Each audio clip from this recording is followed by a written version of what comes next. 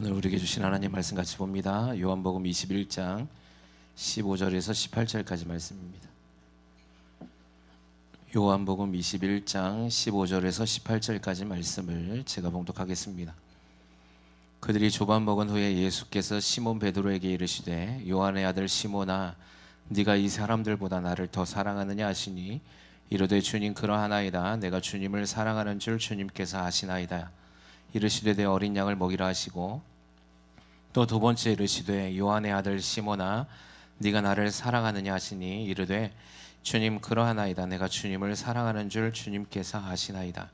이르시되 내 양을 치라 하시고 세 번째 이르시되 요한의 아들 시몬아 네가 나를 사랑하느냐 하시니 주께서 세 번째 네가 나를 사랑하느냐 하심으로 베드로가 근심하여 이르되 주님 모든 것을 아시오매 내가 주님을 사랑하는 줄을 주님께서 아시나이다. 예수께서 이르시되 내 양을 먹이라. 내가 진실로 진실로 네게 이르노니 네가 젊어서는 스스로 띠띠고 원하는 곳으로 다녔거니와 늙어서는 내 팔을 벌리리니 남이 내게 띠띠우고 원하지 아니하는 곳으로 데려가리라. 아멘. 따라합니다. 희생. 일본에 성자라고 부르시는 분이 계십니다. 가가와 도요히코라는 분이신데요. 이분의 아버지가 일본의 내무 대신이었습니다. 굉장히 높은 위치에 있었고 부유한 집안에서 태어났거든요. 근데 어머니는 기생이셨어요. 그러니까 아버지는 내무 장관이셨고 어머니는 기생의 그 사이에서 이제는 사생아로 태어났습니다. 근데 이분이 태어날 때 4살 때 아버지께서 세상을 떠나셔요. 그러니까 두 분 다 양친해가지고 세상을 떠납니다. 이분이 이제 부유한 집에 태어났지만 사생아였고 어머니하고 아버지가 돌아가셔요. 그래서 4살 때 고아원에 맡겨지면서 그 고아원에서 정신적, 신체적 학대를 당하면서 성장합니다. 그가 15살 때 예수님을 만나서 삶이 변하는데 15살 때 예수님을 만나고 나서 완전히 바뀝니다. 이분이 삶이. 그래서 일본은 여러분 우리가 잘 알다시피 복음화율이 굉장히 저조하죠. 예수 믿는 거 별로 좋아하지 않습니다.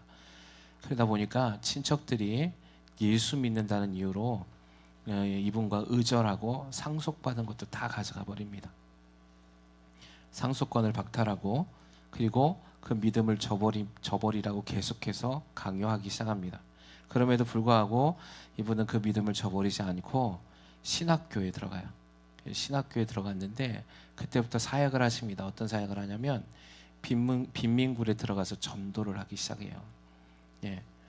그리고 이분이 이제 미국 프린스턴 대학교에서 거기서 이제 공부를 하시거든요.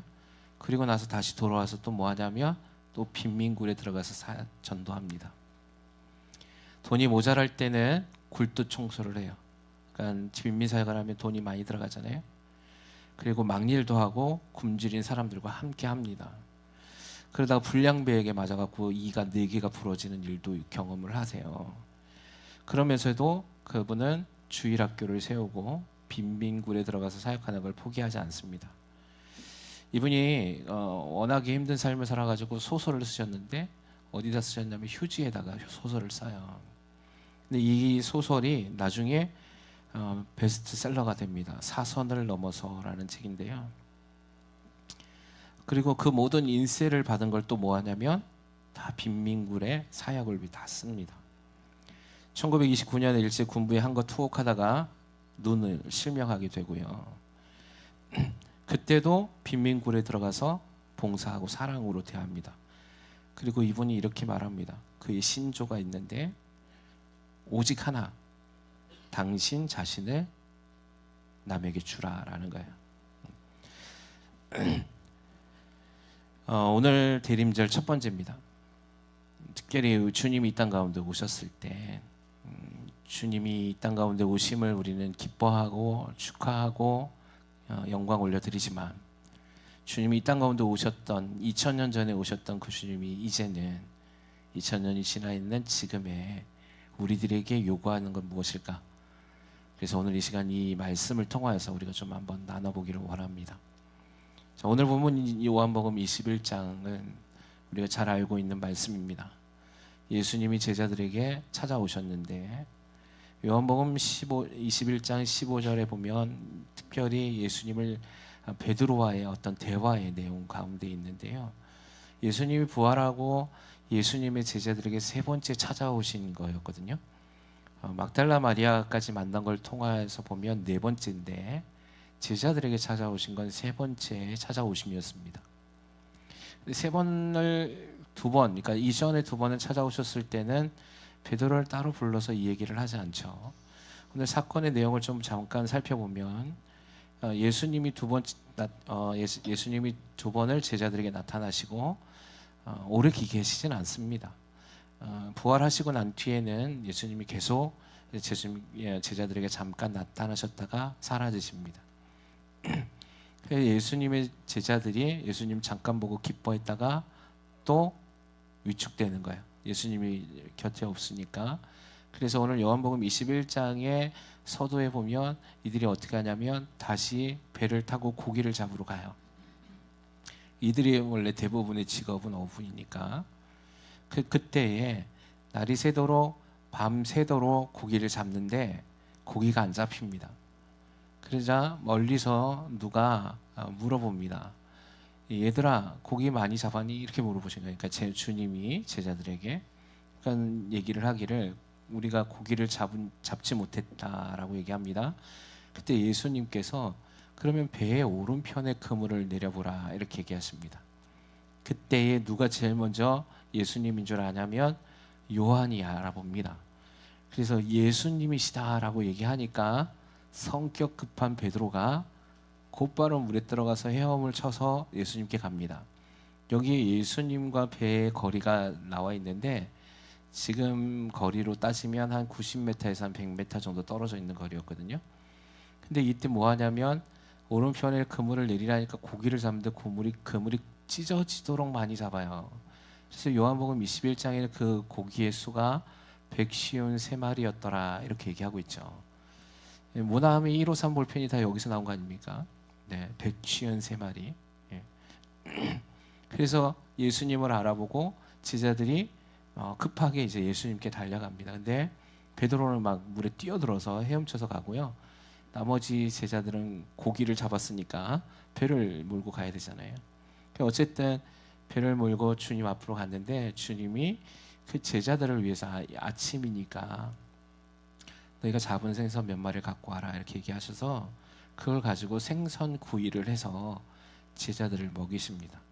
그리고 난 뒤에 시몬 베드로와 따로 불러서 얘기하는 장면이 이 말씀이에요.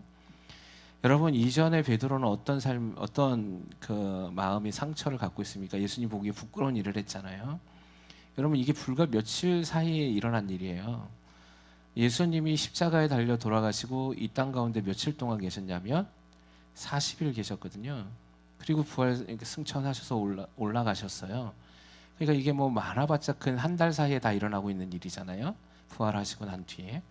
그러면 베드로의 마음은 어떨까요? 자기가 사랑했던 예수님을 배반했잖아요. 몇 번 배반했습니까? 우리가 잘 알고 있듯이 3번 부인하잖아요. 성경에는 베드로가 예수님을 저주했다 이렇게 얘기해요. 난 저 사람은 상관없어. 저가 누구인데? 라고 얘기한 거죠. 그 위협 가운데 그 공포 가운데서 그는 자기가 살기 위해서 자기와 3년 동안의 공생애를 가졌던 예수를 버렸던 사람입니다. 그리고 나선 예수님이 돌아가셨잖아요. 죽으셨잖아요. 그러면 얼마나 마음이 아프겠어요.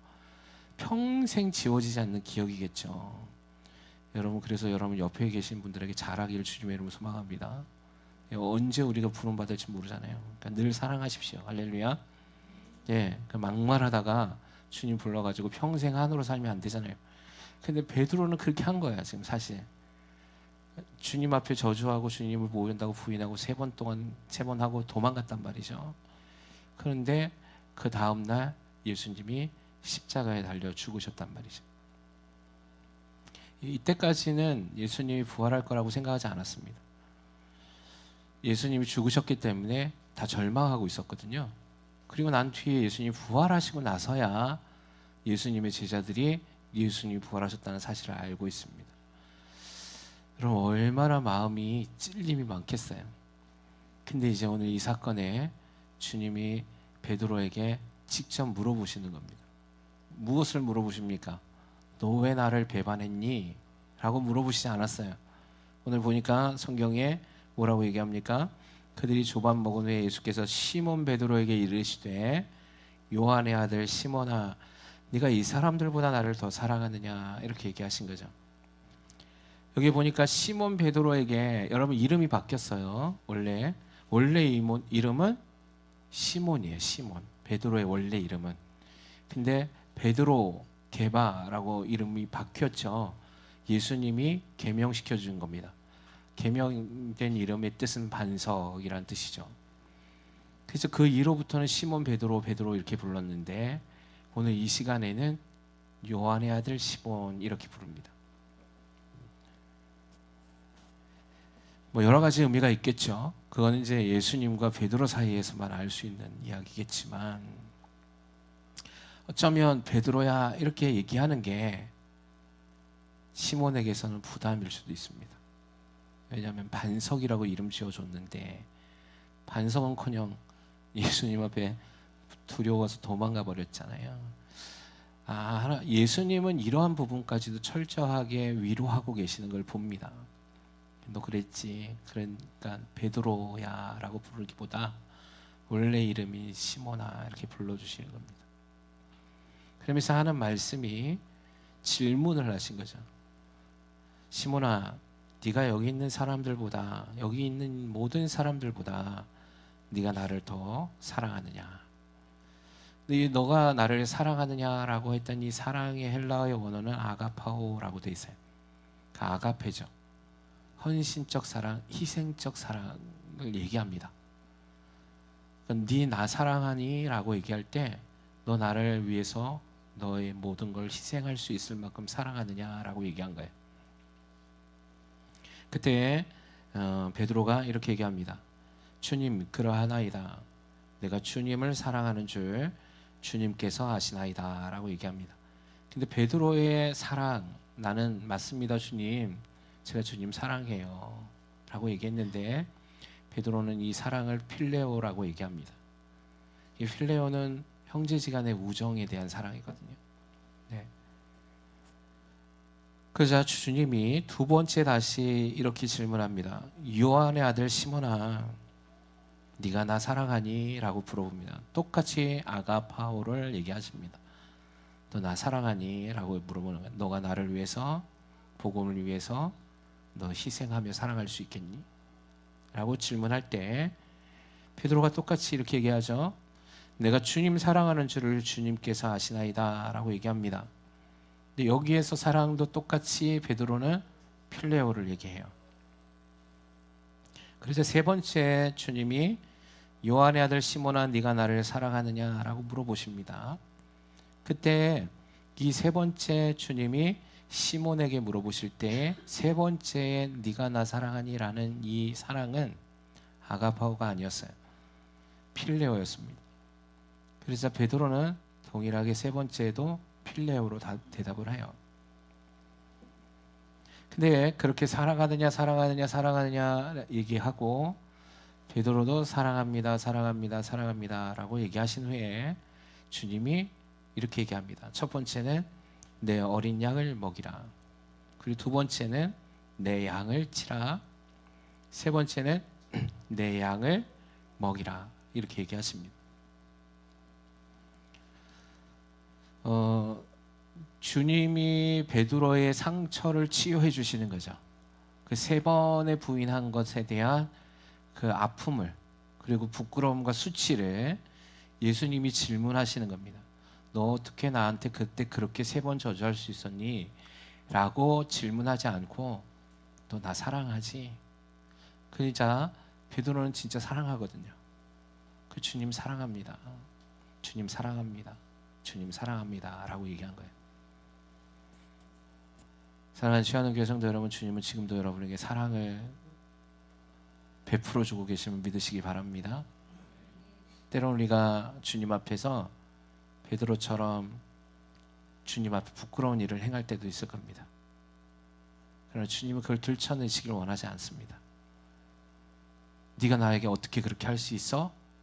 라고 얘기하는 것이 아니라 그때 너 그런 상황을 너 나 사랑하니? 라고 알기를 원하는 거예요. 사랑하는데 우리가 주님 앞에 실수할 수 있는 건 주님이 아신다는 겁니다. 문제는 저와 여러분의 마음에 진짜 주님을 사랑하느냐예요. 여러분 주님 사랑하십니까? 여러분 사랑하는 사람은 의도적으로 그 사랑하는 사람을 아프게 하지는 않습니다. 그 상황의 압박이나 상황의 두려움이나 환경에 의해서 자신의 연약함 때문에 아프긴 할 수 있어도 사랑하는 마음의 본질은 변하지 않는다는 거죠. 주님은 베드로에게 너의 사랑의 본질이 지금도 있느냐라고 질문하신 거예요. 그때 베드로는 그 안에 있던 수치심, 부끄러움, 주님 보기에 얼굴을 배울 수 없는 그 어려움 가운데에서도 자신의 속에 있는 진짜 중심인 사랑을 고백하는 겁니다. 근데 사랑을 요구할 때 주님은 우리에게 희생적 사랑을 원하신다는 사실입니다. 주님은 베드로의 마음에 베드로는 필레오의 사랑으로 스승과 제자의 사랑을 고백했지만 예수님은 스승과 제자로서의 삶 이상의 사랑을 요구하고 계시다라는 거죠. 오늘 본문의 말씀에서 중요한 것이 있는데 그게 뭐냐면 바로 오늘 18절의 말씀입니다. 우리 한번 같이 읽어볼까요?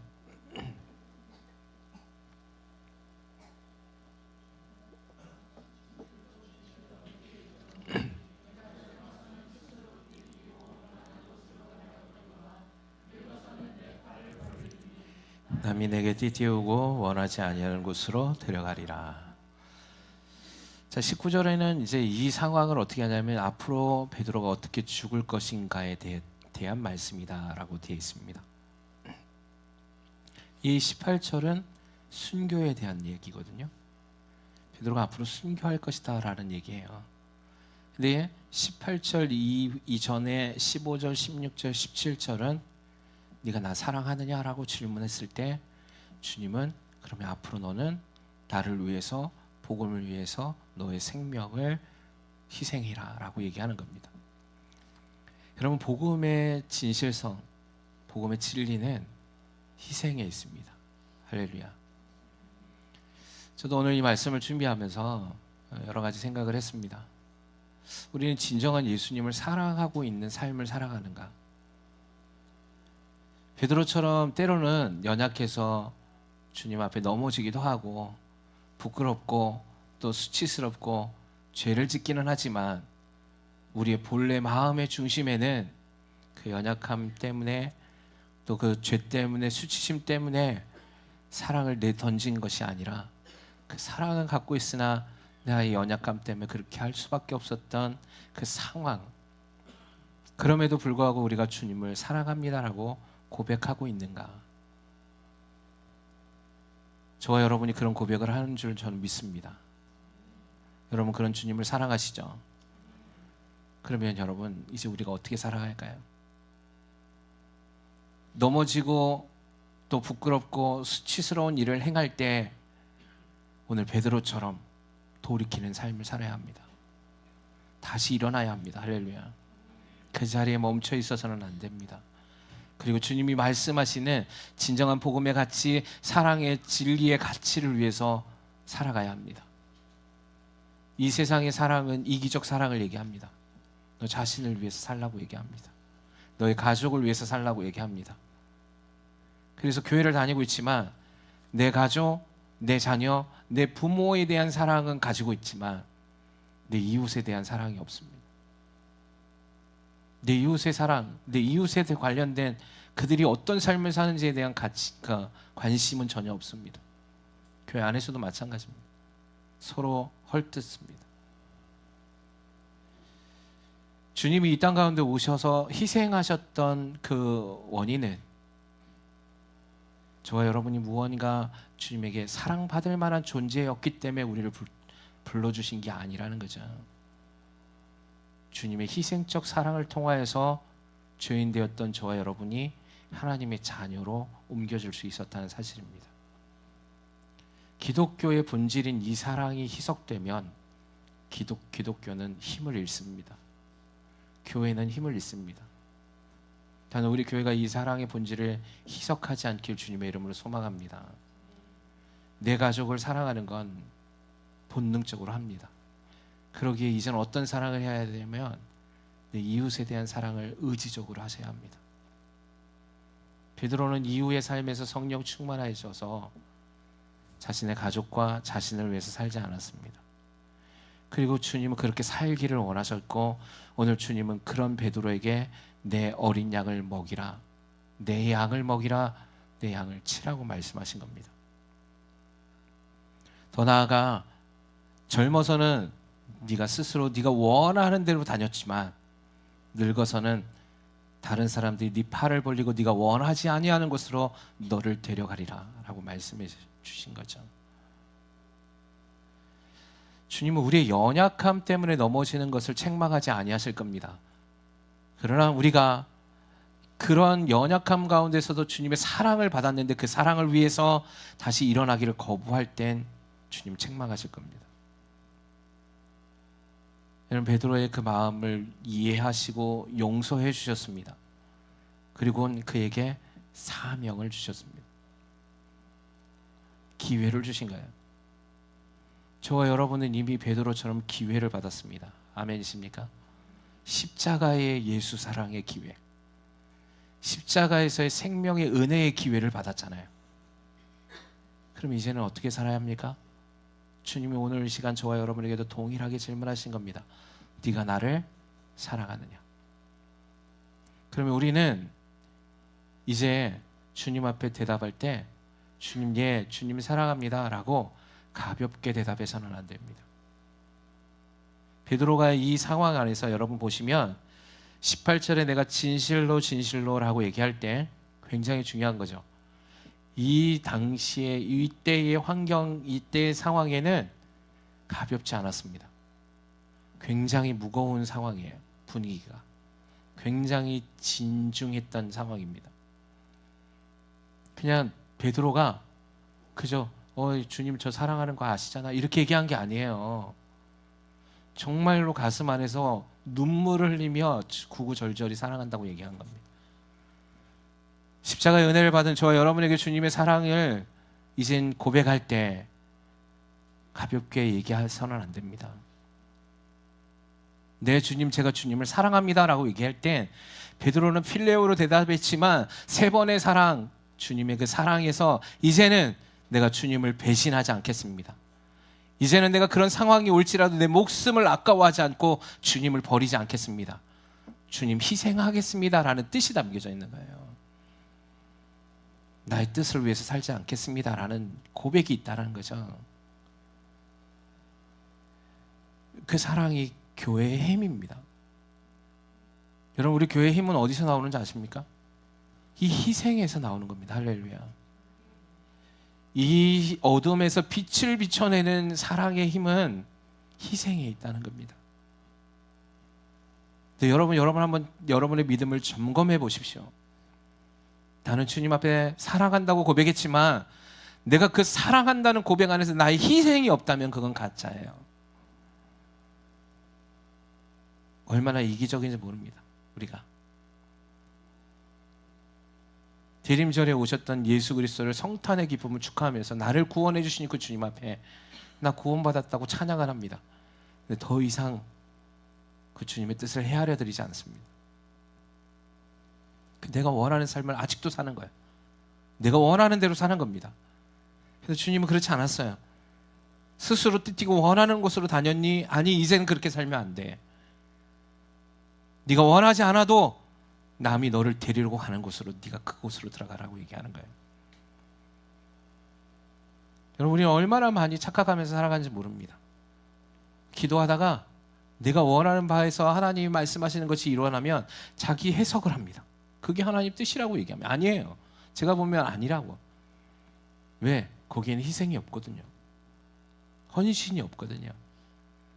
여러분이 진정한 사랑 안에서 주님의 말씀대로 잘 가는 건 내가 희생하고 있는가를 점검해야 돼. 내가 교회를 위해서, 몸된 교회를 위해서 헌신하고 있느냐? 나의 시간도, 나의 재물도, 나의 모든 에너지도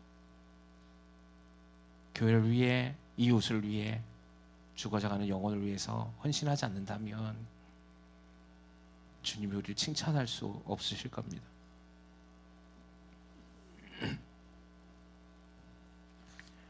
가가와 도요히코라는 분은 이 사랑을 실천하신 분입니다. 그분의 삶에서 세상은 볼 때 미련하고 아둔해 보였을 겁니다. 받은 유산 상속이 얼마나 많았겠습니까?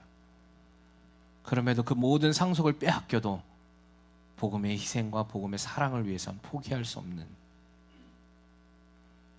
얼마나 많은 학문을 배웠습니까?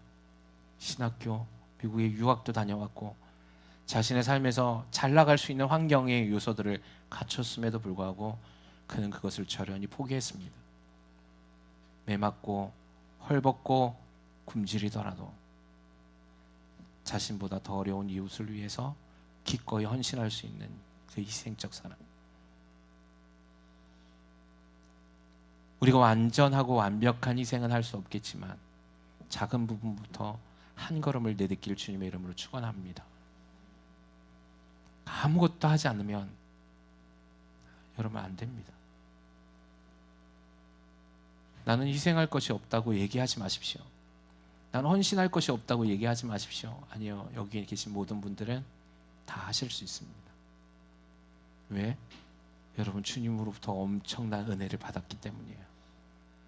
주님으로부터 이 세상에서 정말 가장 가치 있는 영원한 생명을 받으셨기 때문에 그렇습니다. 아멘이십니까? 제가 얼마 전에 이 얘기했습니다. 여러분 라틴어로 쿼바디스 도미네라는 말이 있습니다.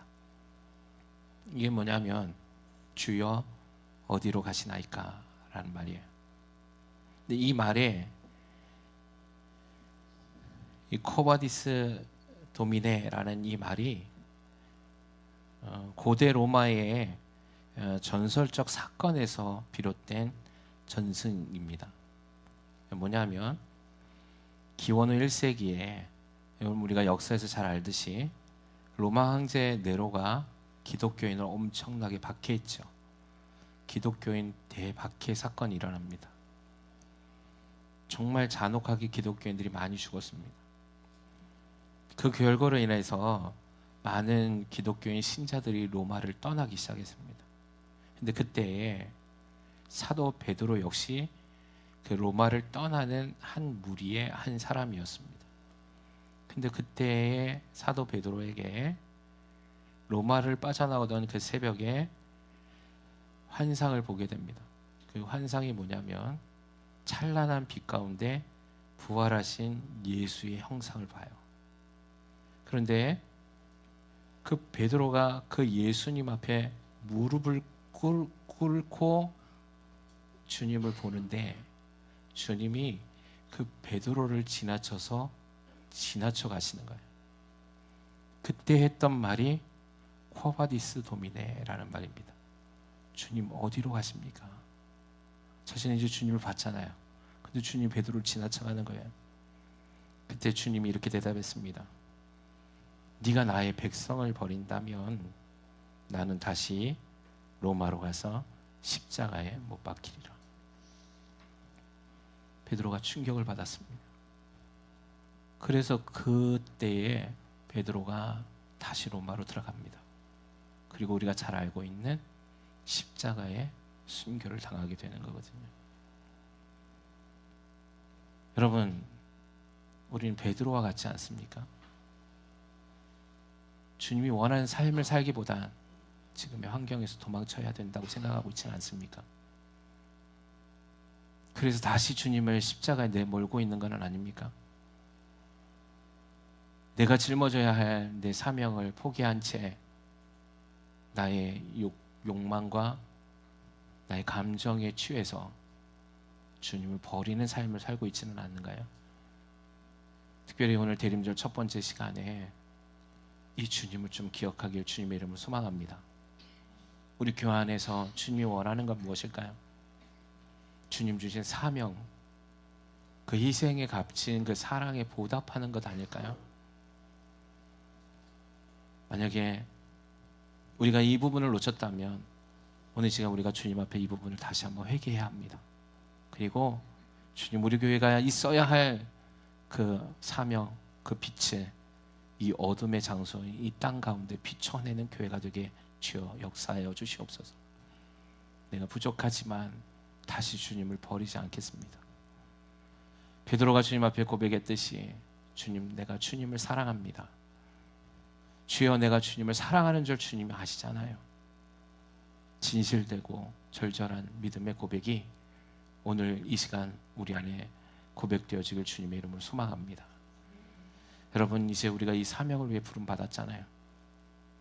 다른 일에 힘을 쏟지 마십시오. 주님이 원하는 일을 위해서 달려나갑시다. 그 걸음이 작은 한 걸음일지라도 한 걸음을 떼는 그 작은 걸음이 이 세상에서 주님의 빛을 전할 수 있다는 사실을 기억하십시오. 나의 그 작은 한 걸음이 누군가 죽어져가는 한 영혼을 살릴 수 있음을 기억하십시오. 내가 걸음을 떼지 않으면 한 영혼은 돌아오지 않습니다. 주님의 교회는 힘을 잃게 됩니다. 그러나 내가 작은 걸음이라 할지라도 한 걸음을 떼면 교회는 힘을 가지게 될 것입니다. 오늘 이 말씀을 들을 때 다시 한번 우리 자신을 좀 살펴보시고 주님이 원하시는 진정한 참된 희생의 가치, 그리고 그 헌신이 무엇인지를 바로 깨달아 주님께 영광 올려드리는 저와 여러분의 삶이 되기를 주님의 이름으로 축원합니다.